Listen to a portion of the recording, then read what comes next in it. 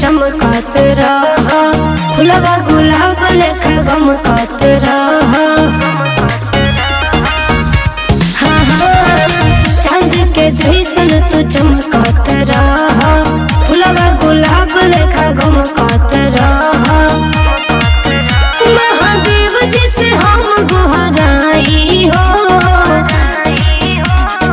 जी भर के जिया विवेक भाई हो, जन्मदिन के बहुते बधाई हो। जी भर के जिया विवेक भाई हो, जन्मदिन के बहुते बधाई हो।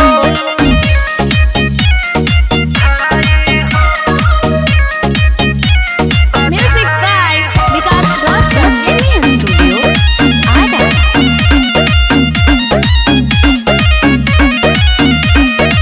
खूब तोहरो के भैया दुनिया में नाम हो, कौरा तरह की रोज सुबह और शाम हो।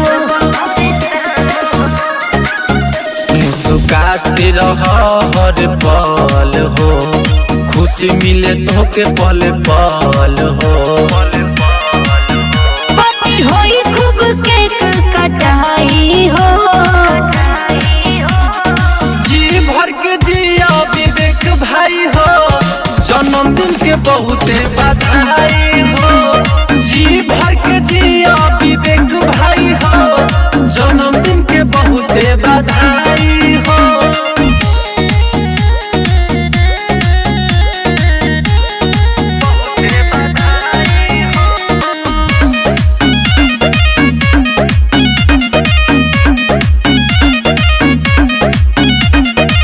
जब तक रहे घर पिया समान हो, और सही बनल रहे भाई तोहर सन हो।